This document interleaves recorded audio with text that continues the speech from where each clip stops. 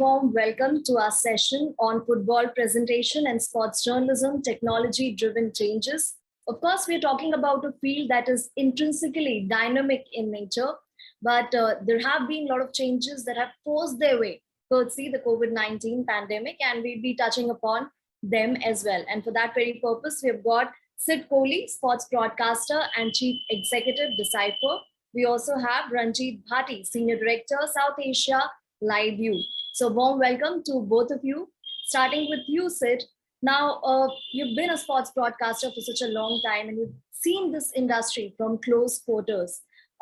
Today and a decade back, things are very different as compared to what they were earlier. Today, it's about multi-dimensional engagement for fans as well. So how do you see football clubs leveraging their presence on social media, other platforms? And if you could cite some examples as well. Thanks for that, Megha. I think you've clearly touched upon a very, very important trend that's been around for many years, as you rightly mentioned. I think there is clearly a philosophical shift that all of us need to get used to. The fact is, 10 years ago, 15 years ago, 20 years ago, media were very much the gatekeepers of all news. So you were either working at a leading broadcaster or a broadsheet newspaper or radio, for example, and you would be breaking all the stories related to sport, whether that was club transfers, whether that was scandals, whether that was positive news, negative news, the whole 9 yards, basically. What's happened over the last 15 years, of course, is that athletes now have their own presence. They have their own platforms. Football clubs, as you mentioned, have their own platforms. And the reach that they have to these platforms actually goes above and beyond anything that broadsheet newspapers in today's day and age have. A few quick examples. KPMG commissioned a report in 2019, which said that football was leading the way in creating new audiences in countries including India, China, Indonesia, and the US. Now, what's important is that these 4 countries make up 45% of the world's population. So clearly they're leading the way. They've been absolutely brilliant in terms of leveraging their existing platform, getting new fans on board, getting their authentic voices across. And the really interesting thing from a sports standpoint is that out of the top 5 most followed, out of the top 5 strongest presences on social media, there's only one that's not football, and that's the NBA. So the top 5 includes the Champions League, the Premier League, La Liga, and the Football World Cup. So they've clearly gone above and beyond, excuse me, in many ways in order to ensure that, of course, their platforms are powerful and their platforms are clearly effective. From a football club standpoint, it's a really interesting discussion because you will never, ever beat the reach of Manchester United, of Real Madrid, of FC Barcelona. The same KPMG report that I alluded to in 2019 said that Real Madrid's following was 249 million across different social media platforms.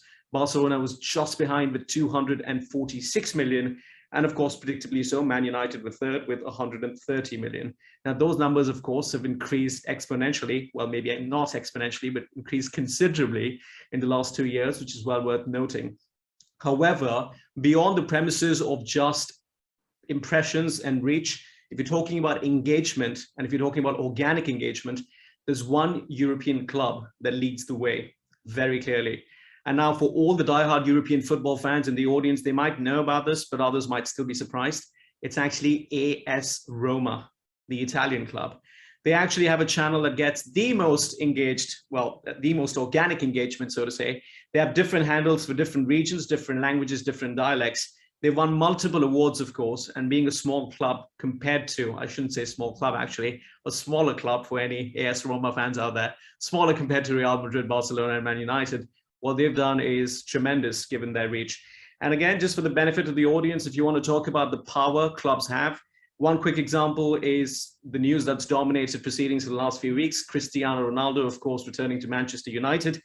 A simple tweet from the @Man United official Twitter handle, 3 words, welcome home Cristiano, 2 million likes. Their Instagram welcome post, 3 simple words, welcome home Cristiano, 13 million likes. And that is the most liked post ever on Instagram for a sports club.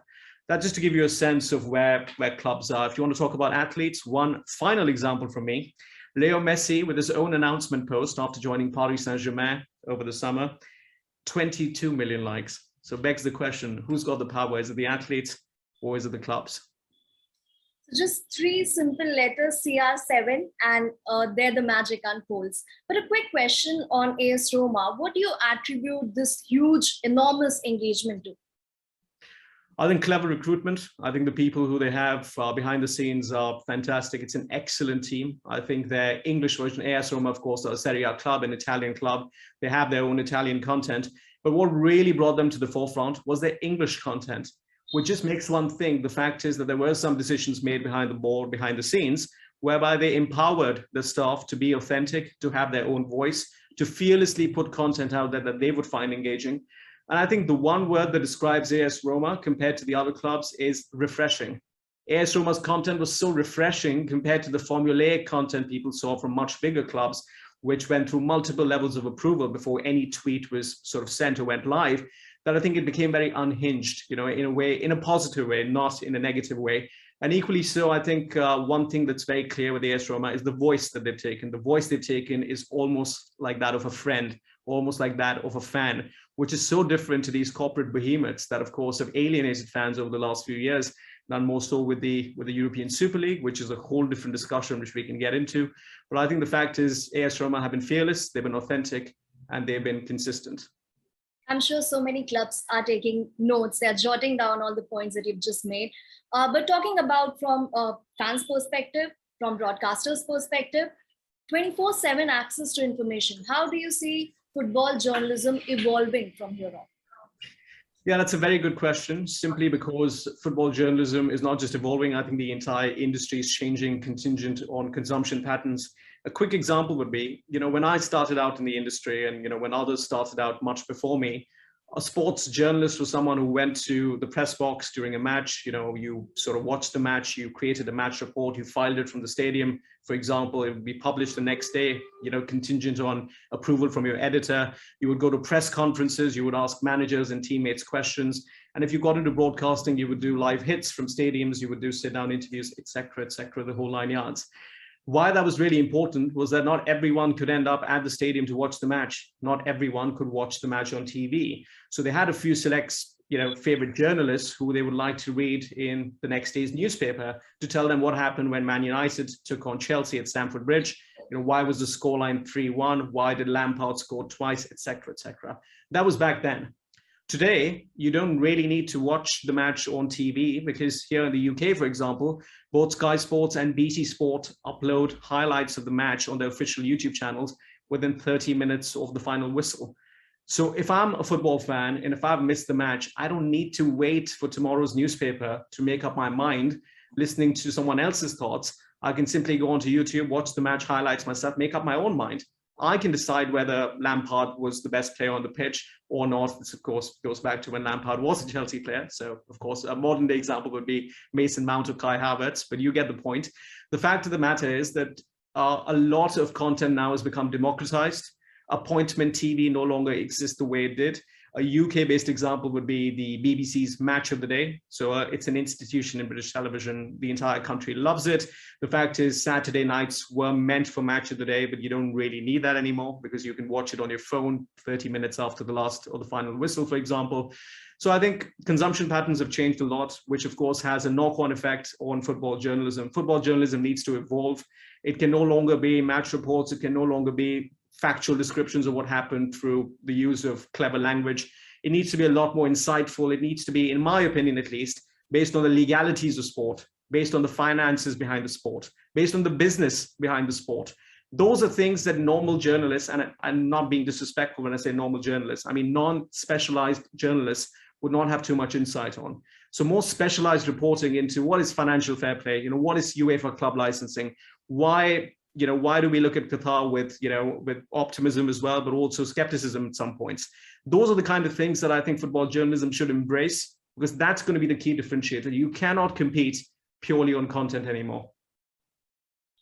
So primarily audiences demanding more and the need for evolution, of course. And this one thing that has already been established with our conversation so far, that the industry is in flux. And Ranjit, I'd invite you here to impart insight on the tech-driven changes that have been sweeping the broadcast industry. Thank you, Megha. Hi, Sid. Sorry for joining in late.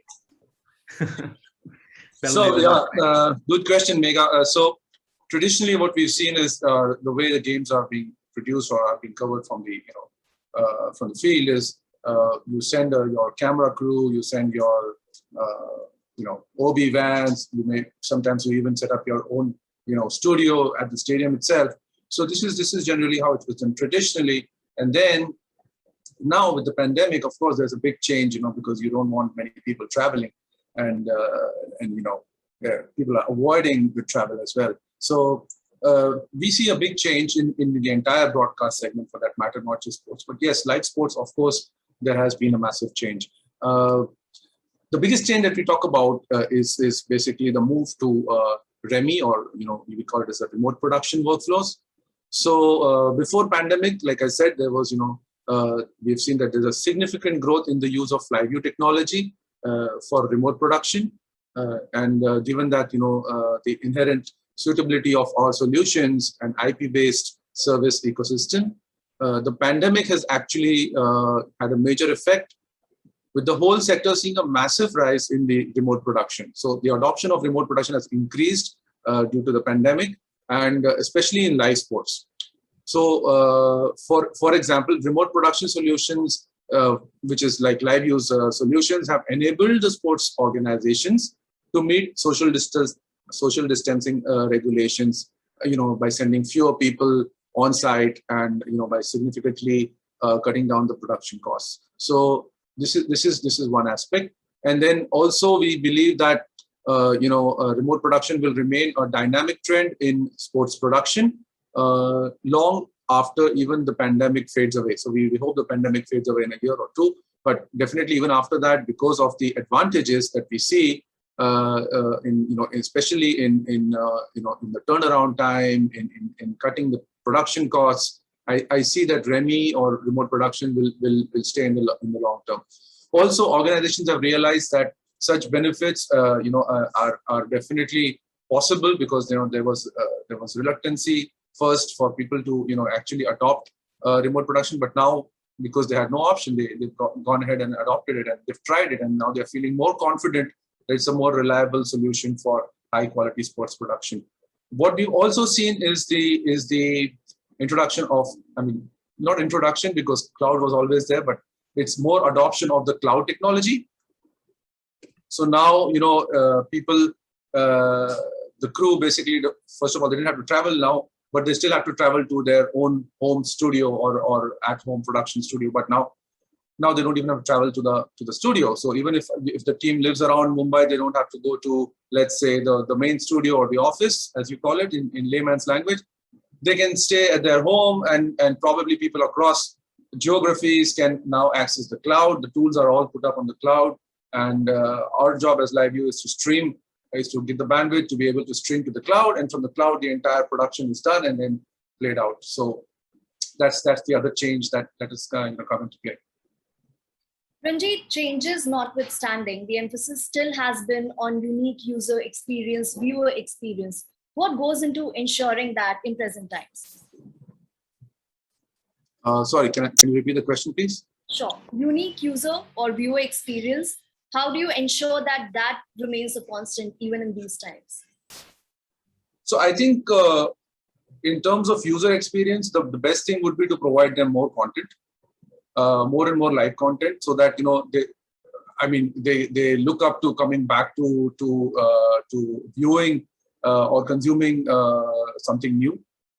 So obviously we stream the games, but let's say that beyond the games, if we can do what's before the game, what's after game, what's happening in practice, what's happening in day-to-day life, special events, all of that, if we can provide to the viewers, I think they'll be very happy to consume that. And this is the reason why people keep coming back and consuming more content and stay connected or engaged with their clubs that they are following. So this is one. Of course, we are also there's a lot of technology which is working around the UI, the actual UI, in terms of graphics, in terms of the feel, giving you that VIP audio box kind of feel, even if you're not in the stadium. So there are a lot of people who are working on that as well. And in a previous forum, we discussed that with the advancement in technology, especially in 5G and more broadband or speed available, I think it will be easier for fans to consume content from anywhere in the world. They don't really have to go to the stadium, and they can still get that experience, with the all the graphics and AI possible. Sid, would want to add on that? Well, no, I completely agree. I think the only pivot I would have from your discussion would be, from a journalism standpoint, I mean, Remy, of course, is massive. It's here to stay. We've discussed the cost-cutting benefits of that, well, cost reduction benefits rather than cost-cutting. The work-life balance argument, there's also carbon footprint. There's plenty of things to love about remote production. But from a journalism standpoint, it's also had an impact on how journalists operate, because now you have remote media ops, which basically means, I'll give you a quick example. The PGA Tour, during the pandemic, would normally have 400 press and broadcast journalists on the ground, for example, at the golf course, et cetera, sort of covering press conferences, reporting from them, and then, of course, doing their regular jobs. What happened because of the pandemic and exactly the things you've been touching upon, Ranjit, i.e. facilitating social distancing, their press positions went from around 400 to about 25 only, which included the host broadcaster and a few key stakeholders, as you can imagine. Our Premier League press conferences in England are all done via Zoom or a similar cloud-based video platform. And I think that's here to stay. Will we see sort of press conferences at Old Trafford, for example, with the manager and a few journalists? Yes, we will. But then will it be the same size and scale as we did earlier? I don't think so, because people are seeing the benefits of not having to travel. People are seeing the benefits of having, a video-based, cloud-based video platform such as ours today. And essentially, the content doesn't really get affected. Yes, production-wise, it won't look as spectacular, but the gist of it will be pretty similar, and then, of course, the pros outweigh the cons. So I think from a remote production standpoint, remote media ops is something that's going to increase. The downside of that, of course, is you don't see as many international journalists anymore at football stadiums. And that, I think, will continue, as you said, over the next 48 months, or maybe slightly less, hopefully, 24 months perhaps, as the pandemic slowly but surely withers away. I think that's a good point, Sid. Also, I see that there are a lot of alliances between international brands or international broadcasters, where what they are doing is you really don't have to send your crew. You actually tie up with either the rights provider or one of your affiliate in that particular, let's say in Europe, who's actually covering the game. So that also helps to reduce the number of journalists actually going down. So for that matter, what we do is what customers would do is they would have one production, and then they would share the content, and live it can be streamed to all the to many locations across the globe. So also platforms, also to different affiliates. So that also reduces the number of people actually traveling down to the stadium. And it's probably here to stay, quite honestly. Yeah, and then we have IP cameras, which further reduces the number of cameramen. So you have IP cameras which are remotely controlled. So all the IP cameras are already placed, let's say, before the game in different angles, and then you have them wired or through Wi-Fi or whatever broadband that you have available, going to your let's say live unit, which can directly stream to the cloud, and from the cloud they're playing it and producing it, and then it's being shared to everybody. So further reducing the number of people actually in the stadium. So some really insightful points being made by the two of you. And clearly the industry has covered some distance, the sports industry, responding to the pandemic. But Sid, what are the gaps that you can detect in the industry from journalism standpoint? Yeah, thanks, Megha. I think from a purely journalism standpoint, there are a couple of things that need to be addressed. I mean, a prime example of a disruptor in the industry is The Athletic, which, of course, a US-based venture, was launched in the UK, I believe, 2 years ago. And their business model, of course, is quite different from regular digital sports news consumption, i.e. they've got a subscription model. So you end up paying, of course, a certain amount of money per month that allows you a subscription to access all of their articles. And what they've gone and done is they've actually picked out some of the best journalists, or rather the best sports journalists in the country. A few examples being Dan Taylor, who was at The Observer, The Guardian, their chief writer, joined The Athletic. James Pearce, who was the Liverpool Echo's, of course, chief writer, ended up joining them. And then for football fans who are quite familiar with transfer news, they might remember David Ornstein, who, of course, didn't come from a print background, worked for the BBC, but ended up working on the digital side of things for the BBC. So very much a proper sort of sports journalist, made his way through digital, ended up being a broadcaster, ended up at The Athletic. And what they've done is they've really thrown a spanner in the works. They've given people a lot to think about. All of us are used to consuming a content for free, but here they're offering content that's superior in many ways, content that's incredibly insightful, content that, of course, is not something you'd find every day. And it's posed the question to fans, are you willing to pay for content? Are you willing to go that extra mile to seek a more superior product? And the answer so far appears to be yes, which is really interesting. They're still very early stage. They've only been in the market for about 18 months. So it remains to be seen what might happen in the future. But so far, you can't fault them on their content. That's absolutely brilliant. So in terms of a gap in the market, I do think, one needs to rethink the model. I think consuming content for free has just become a habit, which of course is not feasible both for stakeholders as well as consumers going forward. I think ultimately you will pay the price of the quality if you end up consuming it for free or a measly amount of money. That of course is a whole different argument. The other thing that I think is a massive gap is when you're talking about growing sport. Now, typically at a macro level in North America or in Europe, the sport industry basically gets its revenue. And when I say sport industry, I mean leagues, clubs, federations get their revenue from gate receipts or match day, which is about 25-30%, depending on which country you're in. Broadcasting, of course, is a lion's share, so 35-40%. And the remaining 30% or 1/3 is various commercial deals, merchandising, et cetera, et cetera. What the pandemic has done over the last 18 months or so is that gate receipts, of course, have been massively affected. You don't really have people at the stadiums, games behind closed doors. Yes, that is certainly changing. Thankfully, we see fans back at stadiums now, but the fact is it has taken a hit on the club's revenues for the last year, and that's obviously something that can't be recovered at this stage. Broadcasting is what surprises me the most. People think about the Sky and BT Sport deal to acquire the Premier League's domestic rights in the UK back in 2015, which is at £5.1 billion.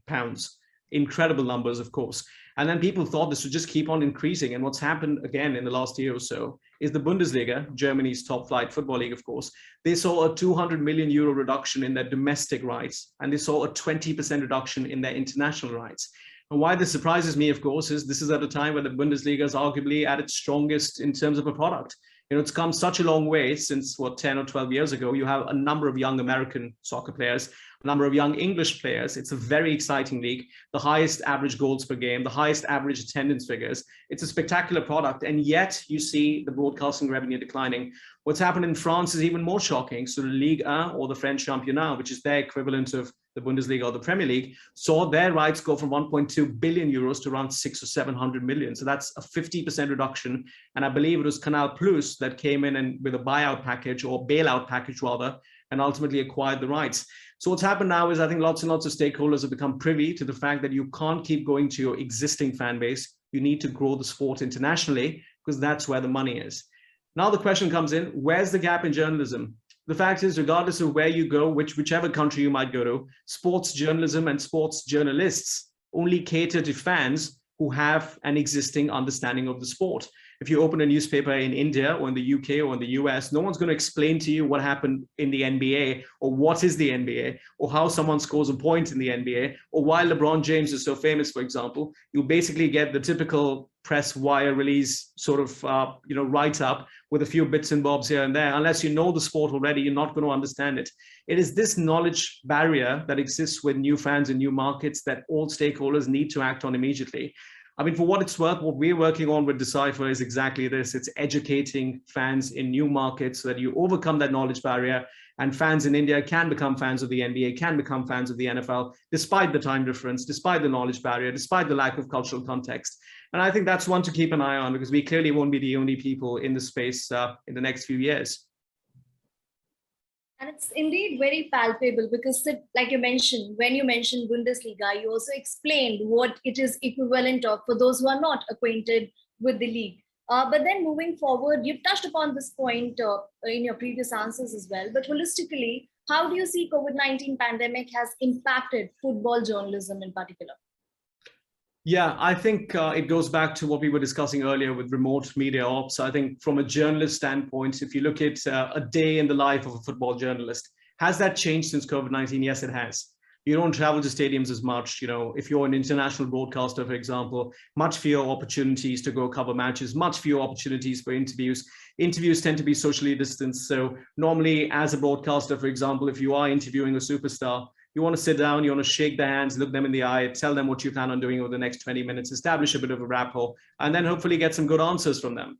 What's happened here, of course, is you'll be sat 10 feet away with a boom mic underneath your seat and underneath their seat, shouting questions across to each other in a space where you can't, forget shaking hands, you can't be within 2 meters. So that's obviously affected the amount of insight you can, that's changing. So I should qualify that. This is probably from last year.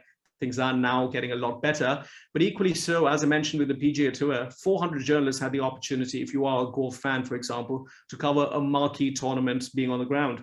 You won't be afforded that opportunity now. If you are a young journalist in the industry who's trying to make their way up the ladder, those opportunities will be a lot more scarce, will be a lot more rare, which is a shame, because of course it will hold you back in your career to a certain extent. But one does keep one's fingers crossed that this is only a temporary reaction to what is a worldwide pandemic. And hopefully once the situation sort of eases itself out, those opportunities will be afforded to these young journalists again. So to answer your question, has it changed football journalism and the life of a journalist? Absolutely, just the way it's changed everyone else's life. So football isn't really, impervious to the change. But equally so, I do think that remote media ops and some of the things we've discovered, including Premier League press conferences via Zoom or a similar cloud-based video platform, are here to stay. So it will be a bit of a mix. I think people will have to become clever in terms of how they position themselves, because I think ultimately for the conventional sports journalism or football journalism roles, i.e. the reporter at the stadium, the person doing the interviews, I think those roles will be reserved for the more senior members of staff, just because you can't get as many people in. So that does beg the question, how do young journalists make their way through the ladder at the highest level of sport? What I would say is a clever pivot. Think of a specialization as soon as possible, and hopefully the pandemic passes soon enough and things go back to normal. Very important point. It's not really a level playing field that ways, but important for young journalists to stay on their toes. So Ranjit, we've talked about the changes that have swept the industry. Now, cellular bonding technology is another aspect that is probably here to stay, and you are pretty acquainted with the topic. Do enlighten us on this. So primarily, cellular bonding technology is not new actually to broadcast. It's been used for almost, I think, over a decade now. It was more in the news segment where we were covering live news, but now with the advancements of 4G and 5G in some parts of the world, it's now coming to sports. Sports generally is more fast. It's not like news. News is like you and me doing discussing right now, maybe interviews and stuff like that. But sports is fast moving. There are balls and players which are moving around, and you need to capture all of that, and that content has to be really high quality. So for that, we couldn't do it earlier. But now with 4G and 5G being available, we are using cellular bonding. What is cellular bonding? For people who don't know that, it's basically stitching the bandwidth available from different SIM cards. So for the Indian content, it would be, let's say, a Vodafone and a Reliance, Jio and a Airtel, or a mix of maybe a few of them, and then stitching the bandwidth available, whatever you have, 500 Mbps, 1 GB, whatever you are getting, all of that put together and giving you a strong, I would say, a reliable fat pipe through which you can stream. A lot of people use, who are into mobile journalism, use the phone apps. I don't know if you can see my phone. Sorry. Yeah. So the phone apps, so there are specific phone apps, not just use the camera, but there are specific phone apps which are meant for doing interviews and streaming, which can also bond the Wi-Fi and the cellular SIM card, and sometimes even the LAN card. So you have that port which you put in there, and you can also use the LAN card, so LAN cable. Sorry. So all of that can be stitched together. This is what is cellular bonding, and using that available bandwidth, which is really we have something where we can sense what is the available bandwidth from each of these providers, and then based on that, we can break down the data packets accordingly and ensure that there is no buffering, there is no blackouts. So there is science applied to that. It's not just using yourself. It's very different from just using your cell phone and single SIM card and trying to stream. No, so it's very professional, and you can use that not just in cell phones but also in the LiveView backpacks that we use. It's being used. I would actually like to show a small video since we have the time. I can share that so that people can understand what LiveView is doing in terms of journalism and how journalists are using it. Do you mind if I share it? A clip, maybe? Sure. Yeah. Thank you.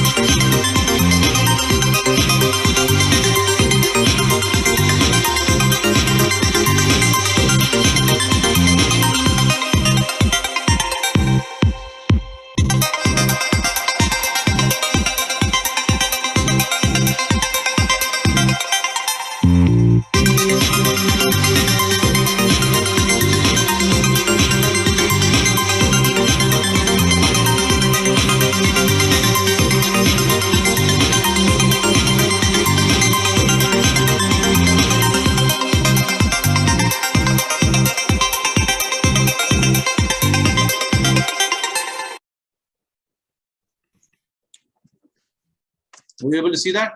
Yeah. Okay, let me try the exit. Very vibrant and plethora of events. In the meanwhile, we can also harp more upon the now versus then discussion that we were having. And Sid, once again, seeking your inputs, your insights on the subject. Of course, we've talked about how it is different for journalists belonging to different generations. Technology being one advantage that the journalists of this generation have because they've been trained to use it. So for the journalists watching this one, how do you urge them to make optimum use of technology for their career advancement? It's an inevitability, Megha. It really is. I mean, it's one of those, I don't want to go back and go Darwinian and go back to Charles Darwin and say, well, evolve or become extinct. But unfortunately, it's a fact. It really is. And it's as true for people from a generation who started their career 20 years ago as it is true for me. I'll give you a quick example. I've been, of course, I mean, I won't say I'm a digital native. I was born probably just before the digital age well and truly began, or this era began. But of course, I've adopted it. I've grown up with social media. I've grown up with technology. I'm used to consuming my content on digital platforms, which makes that sort of transition easier, I imagine. And, of course, people who are much older than myself, who also worked in, the technology sector, for example, are far quicker to adapt. However, with journalism, that may not well and truly be the case across the board. But what I want to qualify that with is it's not just true for people, as I said, who started their careers 30 years ago. It's true for me as well. And the example of this would be, I mean, the TikTok's, of course, been banned in India for, X number of reasons, which we won't get into. But over here, for example, in the UK, journalists who are much older than myself end up using TikTok, and they've doubled, tripled, quadrupled their reach by way of engaging with a new audience on an app like Twitch, on an app like TikTok, on an app like Snapchat, in some cases a few years ago. Now, those aren't platforms that I know really well myself. I also went through a learning process. But the fact is, I think you need to be opportunistic. I think you need to be proactive. I think you need to be smart about it. Put aside your sort of preferences and, your sort of views on these things and take a dispassionate view. Is there a business case for me to start a Twitch presence? Is there a business case for me as a sports journalist to be very active on Twitter? Is there a business case for me as a journalist to start doing Instagram lives? If the answer to those questions is yes, then you have your answer. Yes, of course you have to, because it's not really about, oh, I'm put off by technology or I like things the way they were done ages ago. You're missing out on a clear opportunity which others will not miss out on. So the choice you have, the trade-off you have is either you pick up new skills, you pick up the technology, even if it is frustrating to begin with, which it will be, or of course you end up losing out. So, I think in a way, there's not a whole lot of insight I can lend to that answer, unfortunately, because the short answer is yes, please adopt technology. You have to. There's no other way. Survival of fittest, as Darwin would put it, and fittest on social media, quote unquote, fittest, of course. Now, again, this is a question that the print industry too has been grappling with for quite some time now. Of course, because of the pandemic, this question has become even more highlighted. How do you see the future of print industry unfolding from here? What a massively huge question by way of implications. And of course, it's something that we've been discussing for many years. It's a very important question. It certainly is. And equally so, I think it doesn't have any straightforward answers. So to give our audience a sense, a lot of the journalists in the audience will already be aware of all of this. For those of you who aren't, to give you a quick example, there's no secret that print journalism, of course, has been on a massive decline when it comes to budgets, when it comes to layoffs, when it comes to daily circulation. A quick stat for you, the New York Times, of course, considered the gold standard of broadsheets across the world. If you talk just about the last 10 years, they went from a daily circulation of 1.9 million verified daily circulation in the year 2013 to 374,000 in 2021. That's a huge reduction in the truest sense of the word. However, what's important to qualify is that there's no broadsheet or there's no tabloid that doesn't have a digital presence. So what these companies, of course, have done is they've pivoted digitally. It's as simple as that, which is why the second stat becomes a bit relevant here, which is that the Times now has a total, again, this is the New York Times that I'm talking about, 7.8 million subscribers across all platforms. 6.9 million, so the lion's share, 6.9 million out of which only come in for online news. So you're suddenly seeing a growth in terms of people who are willing to pay the New York Times to consume the same news they would have consumed 25 years ago in a broadsheet form, but here they consume it on their phones or on their laptops or on their connected devices. So much so that the Times is on path to reach its goal of 10 million subscribers by 2025. So it's not all doom and gloom. I think it needs to be qualified that yes, will broadsheets exist in the next 10, 15 years is a huge question. Probably not. Probably they'll reach a point where they'll be a very minuscule part of anyone's media diet. But the same argument could be made about linear TV. You're seeing cost cutting, you're seeing cord cutting everywhere. People are disconnecting, things are moving on to OTT platforms. I think it's a situation where consumption patterns will always change. They've changed historically, they're changing now, and tomorrow's going to be no exception. They'll continue changing. As far as print journalism is concerned, it still is the best place to pick up good old school hard journalism, if that makes sense. It's still an excellent way of learning skills that you can then use in a multi-platform or a broadcasting context. In the UK, of course, it's massively respected. So in the UK, we have something called the Sports Journalists Association, the British SJA. And, they, of course, have an ongoing membership, but they also have award ceremonies, a number of different events where print journalism and print journalists, regardless of whether you're local or whether you are national, are all widely appreciated. You also have something called the NCTJ in the UK, the National Council for Training of Journalists. And everyone needs to go through an NCTJ. I went through one many years ago. Everyone needs to go through that if you want to make your way into journalism. It's not an absolute prerequisite. It's not as if you won't be allowed into a job or you won't be eligible if you don't have it. But it's certainly seen as a massive stepping stone to get into the industry. That's obviously very much rooted in print journalism. And if that still exists in 2021, it perhaps gives you a sense that despite the declining numbers in terms of broadsheet circulation, the stakeholders in the industry still very much value print journalism and they hire accordingly. So there's no one way to answer the question in terms of what's going to happen. The simplest way of summing it up is print journalism is going to pivot to digital and digital consumption is going to increase. Well, then a glimmer of hope spotted there. Some very important and interesting points made by both of you, and probably they do not just answer our questions, but also provide food for thought, something that we can ponder over and take up a discussion, maybe on some other platform, some other time. But well, then just to summarize what you've just said, and we had some very important points. So make note, content being democratized, like Sid, you pointed out, and consumption patterns changing, and also in the wake of consumption patterns changing, it's important for journalists to reinvent themselves, to mark their presence on social media, and also to cater to newer audiences and make it easier for them to understand newer concepts, newer leagues, newer spots. Journalism so needs to be insightful, and remote production is here to stay. Ranjit, you would attest on that over and over again, of course. And there have been alliances amongst production houses, amongst different stakeholders, and that has really brought down the cost of production as well. Although lesser rapport because between the journalists and the sports persons, because there hasn't been as much presence of sports persons, of journalists on the ground rather. And 4G and 5G have kind of helped cellular bonding technology. There is no buffer anymore, no blackouts, and that has been helped by science and scientific developments in the field as well. And technology adoption inevitable, no matter how many times we say that the importance we cannot do justice to, because it is very important, of course. And there has been a shift in the print industry. It has moved to digital as well.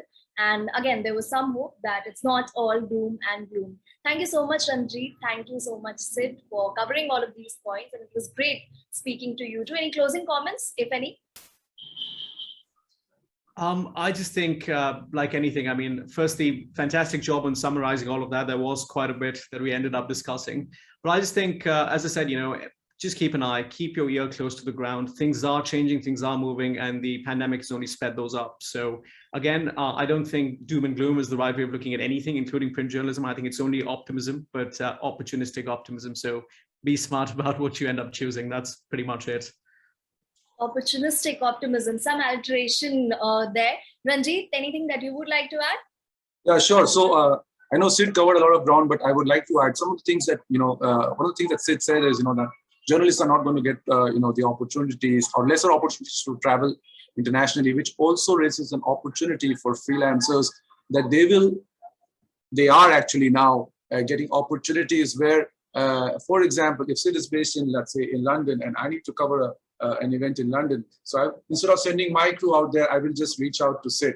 Now, this actually stresses the point about Sid being, saying that you should have a presence on social media. Why? Because international customers are now looking at, appointing freelancers and maybe younger journalists rather than sending their own crew to cover events. So again, because of the pandemic, people don't want to travel, they want to save costs. Find somebody who's probably a very talented person in London. I have one person, gentleman, right in front of me, I can think of and I can suggest. So why do you need to send somebody from here all the way from India, pay the tickets and the hotel, the visa, and all the equipment? Then I have a gentleman sitting over there who can do it for us at a fraction of a cost and immediately available. So yes, so if I know the person, I know only one person right now, but if there are many other people who are on social media, I know them. So I can, probably reach out to them and whoever gives me the best rate. But this is what is happening. This is a fact. So I think, journalists or reporters, the younger ones or whoever is freelancing should definitely make a note of that and be on the social media and display their work, because that's definitely how the, other people will come to know about them. And secondly, people like us, vendors like us, like LiveU, what we do is, if there's any given customer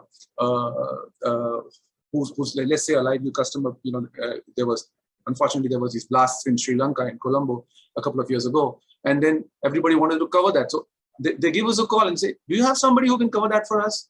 So if you are a LiveU customer, for example, we kind of connect you through our community, but I'm sure other vendors are also doing it. So investing in technology, yes, if you're investing with the right technology and it's a global, brand, that can also help you. Because today, if you're my customer, let's say in Colombo, you may be a freelancer, but if there are people like, across the globe who actually want to cover a specific event at that moment of time, we will definitely recommend you, and you can make much, you can make much more money than you actually invested. So a couple of points that I would like to add. This was it. Very important. So while the COVID-19 pandemic has shut some doors, it has also ensured that there is ample of opportunities for those who have the eyes and ears for it and who are ready to optimize it for their advantage, for their career growth, be it whatever stakeholders. Thank you so much, Sid and Ranjit, for making all of these points. And thank you to all those who joined as well. We hope to connect you with many such more sessions in future too. Thank you.